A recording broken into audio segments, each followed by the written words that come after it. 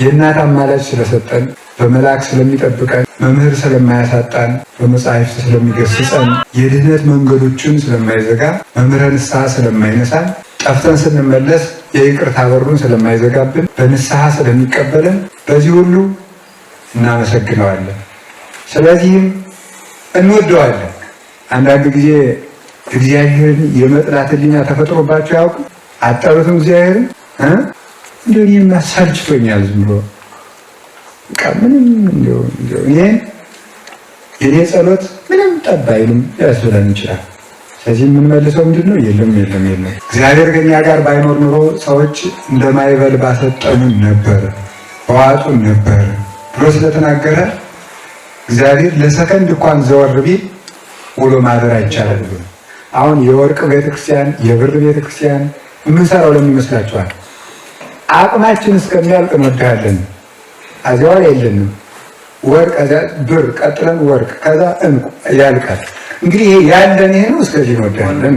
አምላክ ወደዚህ ዓለም ሲወርድ ሰማይን ትቶ ነው ወይ መንበሩን ትቶ ነው ወይ? እንዴት ብሎ ነው ወረደ? ሰማይን አልተወም ካል እንዴት ብሎ ወረደ? ይህንን አወራረዱን ማወቅ ይገባል። በሰማይ ያለ በምድር ያለው እዚሁ እያለ ወደዚሁ መጣ። ከምድር ወደ ምድር፣ ከእናቱ ወደ እናቱ። በእናቱ አድሮ ነበረ። የከዊን ስጋ ለብስ ዘንድ ወደ እናቱ መጣ። በረድኤት ካደረባት እናቱ በስጋ ስጋዋን ወደሚለብስባት እናቱ መጣ። በረድኤት ከመላባት ምድር በኩነት ወደሚመላለስባት ምድር መጣ። በረድኤት ከሚያፈሰው ውሃ ወደሚጠመቅበት ውሃ መጣ። በረድኤት ካሳደገው እንጨት ወደሚሰቀልበት እንጨት መጣ። ከዓለሙ ወደ ዓለሙ መጣ። ዓለሙ የራሱ ወደ ራሱ ዓለም ራሱ መጣ። ወደዚህ ያለው ሱባርገ ሰይጣን ውስጥ ሀገረ ልልና ወረደ ክርስቶስ ውስጥ ሀገረ ትሕትና። ሰይጣን ላይ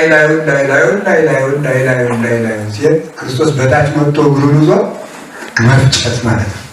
ትሕትና ማለት ይህ ነው። ሊቁ ሲናገር አንድ ጊዜ የሚበላ መልአክ ይመስላል፣ ሁለተኛ የሚበላ ሰው ነው፣ ሶስተኛ የሚበላ እንስሳ ነው እና ያለ ማለት ነው። ሞት በሞት ይጀምራል፣ በጾም ይጀምራል። አዳም በልቶ ሞት ተጀምሯል። ክርስቶስ ጾሞ ሕይወት ተጀምሯል። ባልና ሚስት ይቆርባሉ። ከቆረቡ ጀምሮ ከተጋቡበት ጀምሮ በተክሊል ወይም በስጋው ደግሞ በቁርባን ከተጋቡ በኋላ ሚስትም ወደ እናቷ ቤት ባለም ወደ አባቱ ቤት ሄደው 40 ቀን ይጾማል። ከ40 ቀን በኋላ ነው ሰርግ የሚደረገው። ቤተክርስቲያን በመጀመሪያ የጾም እሑድ ቤተክርስቲያን የምታስተምረን ትህትናን ነው። ምንድነው ያልኳችሁ? ዘወረደ ያሰኘን ሁላችሁም ውረዱ ነው። ውረዱ ነው በመጀመሪያ። አሁን ክርስቶስ ወርዶ ጾሟል። አንተ ውረድና ጾም። ጠላቴ ከፍ ከፍ ከፍ እጅጉን ከፍ ከፍ አሁንም ከፍ ከፍ ከፍ ከፍ ከፍ ከፍ በወደቅ ጊዜ አጥንትህ እንዳይተርፍ እንደ ሲሞን ማሳሪ ማለት ነው። እጅጉን ከፍ ማለት ፈጥፎ ይጥላል። ሲሞን መሰሪ ከፍ ሲል አሬ ሰው እየወጣ ይሄ ነገር ሲል ዮሐንስ ወንጌላዊ ቅዱስ ጴጥሮስ ተው ከፍ ይላል። ከፍ ይበል ተው በደንብ እንዲሰበር እኮ ከፍ ካለ በኋላ ሲያማት ፍትፍት መንፈስ ቅዱስ አሐዱ አምላክ በስመ አብ ወወልድ ወመንፈስ ቅዱስ አሐዱ አምላክ በስመ አብ ወወልድ ወመንፈስ ቅዱስ አሐዱ አምላክ በባህሪው ሞት በመንግስቱ ሽረት የሌለበት ቅድመ ዓለም የነበረ ይህንን ዓለም የፈጠረ ዓለማትን አሳልፎ የሚኖር የባህሪ አምላክ ቅዱስ እግዚአብሔር በሀብት ስቦ በረድኤት አቅርቦ በቸርነት መግቦ ለዚህ ሰዓት ስላደረሰን ስሙ የተመሰገነ ይሁን።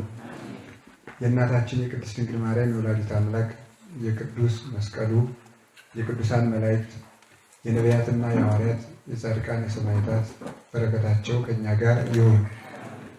የተከበሩ አባታችን መምህር አባ ገብረስላሴ የገዳማችን አበምኔት፣ የተወደዳችሁ አባቶቻችን ካህናት፣ ወንድሞቻችን ዲያቆናት፣ አባቶች መነኮሳት፣ እናቶች መነኮሳት፣ የእግዚአብሔር ቤተሰቦች ሁላችሁ አንድ አምላክ በሚሆን በአብ በወልድ በመንፈስ ቅዱስ ስም እንደምን ሰነበታችሁ?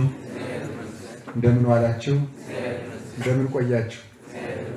በቸርነቱ ለዚህ ሰዓት ያቆየን ያደረሰን መድኃኔዓለም ስሙ የተመሰገነ ይሁን። በመካከላችን ተገኝቶ እንዲያስተምረን ቅዱስ ፈቃዱ ይሁንልን። እንኳን አደረሳችሁላችሁ። እንግዲህ ለምግብ ነው እንጂ ለጾም እንኳን አደረሳችሁ መባል አልተለመደም አይደለም።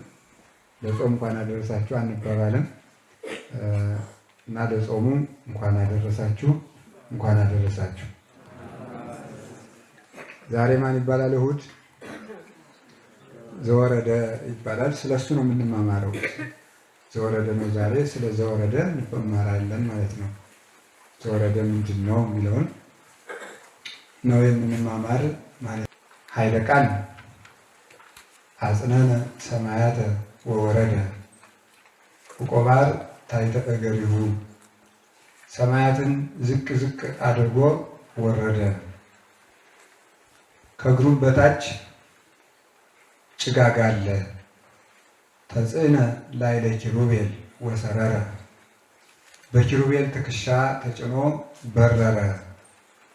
ወሰረረ በክነፈ ነፋስ፣ በነፋስ ክንክፍም ተጭኖ በረረ። ወረሰየ ጽልመተ ምስዋሮ፣ መሰወሪያውንም ጨለማ አደረገ። ወአውዶሂ ጽላሎቱ፣ በዙሪያውም ጥላ ጨለማ አለ። ዙሪያውን ጥላ አደረገው። ዙሪያውንም ጥላ አደረገ፣ በዙሪያውም ጨለማ አለ ይላል። የቅዱስ ዳዊት መዝሙር ነው እና መዝሙረ ዳዊት አብይ ጾም በደንብ መዝሙረ ዳዊት የሚዘመርበት ጊዜ ነው። በማሕሌቱም አብይ ጾም ሙሉ የሚቆመው ስብሐተ ነግህ የሚባለው ቃለ እግዚአብሔር ሙሉ ምዕራፍ የሚባለው የቅዱስ ዳዊት የቅዱስ ያሬድ ቃለ እግዚአብሔር ሙሉ ቃለ እግዚአብሔሩ መዝሙረ ዳዊት ነው። በዜማም የሚዜመው መዝሙረ ዳዊት ነው። የሚስተዛዘለውም መዝሙረ ዳዊት ነው። ሁልጊዜ ቅዱስ ያሬድ ሙሉ አብዛኛው ቃለ እግዚአብሔሩ ዳዊት ነው። አርያም ቢቆምም ዳዊት ነው። አብዛኛው ዳዊት ነው እና ሲጀመር በጾመ ድጓውም በዳዊት ነው የሚጀምረው ቅዱስ ዳዊት ቅዱስ ያሬድ ጾመ ድጓውንም ሲጀምር በቅዱስ ዳዊት መዝሙር ነው የሚጀምረው። ተቀነዩ ለእግዚአብሔር በፍርሃት ወተሐሰዩ ሎቱ በረአድ እያለ እግዚአብሔርን ለእግዚአብሔር በፍርሃት በመንቀጥቀጥ ብላችሁ ሆናችሁ ተገዙ። ወተሐሰዩ ሎቱ በረአድ፣ እሱን በፍርሃት በመንቀጥቀጥ በማገልገላችሁም ደስ ይበላችሁ እያለ ተቀነዩ ለእግዚአብሔር ንጹም ጾመ ወናፍቅር ቢጸነ ወናግርሮ ለሥጋነ ናክብር ሰንበቶ ለእግዚአብሔር አምላክነ እያለ ነው ጾመ ድጓው የሚጀምር ማለት ነው። ጾምን እንጹም፣ እርስ በርሳችንም እንዋደድ፣ ስጋችንንም ለነፍሳችን ለእግዚአብሔር ለፈቃደ እግዚአብሔር ለፈቃደ ነፍስ እናስገዛው፣ የፈጣሪያችንንም ሰንበት እናክብር፣ እንዲህ አድርገን ለእግዚአብሔር እንገዛ ይላል። ጾም ሲጾም የሚደረጉ ነገሮች እነዚህ ናቸው ብሎ ወንድምን መውደድ፣ ስጋን መግዛት፣ ሕገ እግዚአብሔርን ማክበር ይሄ ጾም ይባላል ብሎ ተናግሯል። እና እንዲህ እያደረገ የሚጀምረው በቅዱስ ዳዊት መዝሙር ነው እና በአብይ ጾም የተቻለው ሰው 150 ዳዊት ቢዘልቅ ቢዘምር፣ ያልተቻለው ደግሞ 40ው ቀን ሲያልቅ የተጽዕኖ ዕለት የመጨረሻይቱ ዓርብ ዕለት 150 ዳዊት መዘመርም ተስፋ ያስገኛል ማለት ነው። እስከዚያ የዕለት ዕለቱን ደግሞ የዚያን ቀን መዘመርም መድገምም ተስፋ ያሰጣል እና እንግዲህ ቅዱስ ዳዊት በእግዚአብሔር የተመረጠ በእግዚአብሔር የተወደደ የፍቅርና የትህትና የትዕግስት ሰው ነው። ብዙ ጊዜ ስለተነጋገር መነኩሴ የሚበቃው መዝሙረ ዳዊት መነኩሴ ለመጽደቅ ከፈለገ ሌላ ጸሎት ቢጸልይ ይጸድቃል። ለመብቃት ከፈለገ ግን ዳዊት መድገም አለበት። ዳዊት የማይደግም መነኩሴ ሌላ ዝም ብሎ እየቆራረጠ ቢጸልይ ሌሊት ሙሉ ቢደግም ሌላ ጸሎት አይበቃም። ለምን? የቅዱስ ዳዊት መዝሙር መላእክት እንኳን የሚያመሰግኑበት መዝሙር ስለሆነ በምድርም የቤተ ክርስቲያን ምስጢር ያለ መዝሙረ ዳዊት አይፈጸምም፣ አይከናወንም። ከምንኩስና እስከ ቅስና እስከ ስርዓተ ተክሊል እስከ ክርስትና እስከ ሞት እስከ ጵጵስና እስከ ዲቁና ያለው በስርዓተ ክህነት በምስጢረ ቁርባን በምስጢረ ተክሊል በምስጢረ ንስሐ በቀንዲል በየትኛውም ምስጢር ውስጥ የቅዱስ ዳዊት መዝሙር አልባ የቤተ ክርስቲያን ምስጢር አይፈጸምም፣ አይከናወንም። ስንወለድም በዳዊት መዝሙር ነው፣ ስንሞትም ዳዊት ተደግሞ ነው የምንቀበል። ዳዊት ተደግሞ እንወለዳለን፣ ክርስትና እነሳለን፣ ዳዊት ተደግሞልን እንቀበላለን። ስንሞትም የሚዘመረው አይገኝም እንጂ ጥሩ አሟሟት ከተገኘም ክቡር ሞቱ ለጻድቅ በቅድመ እግዚአብሔር ተብሎ እየተዘመረልን ነፍሳችን የምትለይም ነፍሳችን የምትወጣውም በዚያው ነው ማለት ነው እና የቅዱስ ዳዊት መዝሙር በረከትን የሚያሰጥ ነው። ሁላችንም መድገም አለብን። በረከቱንም ያሳድርብናል፣ ያሳድርብን።